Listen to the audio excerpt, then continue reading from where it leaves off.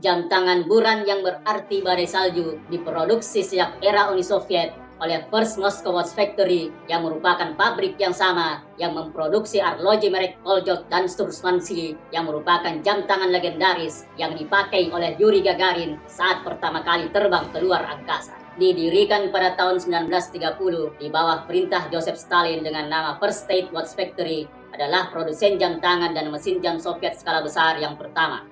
Ketika Jerman maju ke Moskow pada tahun 1941, pabrik dievakuasi ke Zlatus.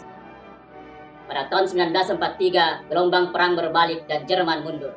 Dan kemudian pabrik pindah kembali ke Moskow. Pada titik ini, ia mengadopsi nama First Moscow Watch Factory.